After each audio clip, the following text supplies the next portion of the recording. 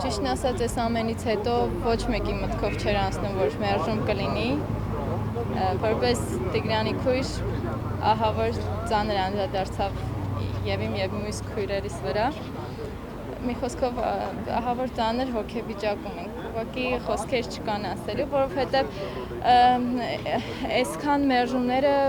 դեռ ինչ-որ պատճառաբանում ունեն, բայց այս մեկը, որը կազմակերպվել էր հասարակության կողմից, քաղաքացիները հենց իրենք էին ստորագրություն ուղարկել,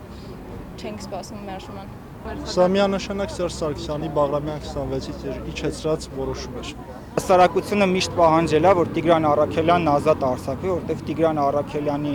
ինչ մեղադրանք կա, դա շինծ ու ապօրինի է։ Հիմա նույնիսկ այս երաշխավորագրերը, որը փաստաթղթի է վերածվել ու նույնիսկ գրավի տեսքով էր հանդես գալու դատարան, այսինքն հասարակությունն է պահանջում, որ փաստաթղթի տեսքով հասարակությունն է պահանջում, որ Տիգրան Առաքելյանը խափանման միջոցը փոխվի, միանշանակ բոլորս գիտենք, որ Սերժ Սարգսյանը հասարակության կարծիք հաշվի չի առնում։ Սերժ Սարգսյանի մոտ 0 է հասարակության կարծիքը։ Այսինքն ինքը որոշում է, ամեն որոշում կայացնում է անձնական իր շահի, իր իշխանության պահելու համար։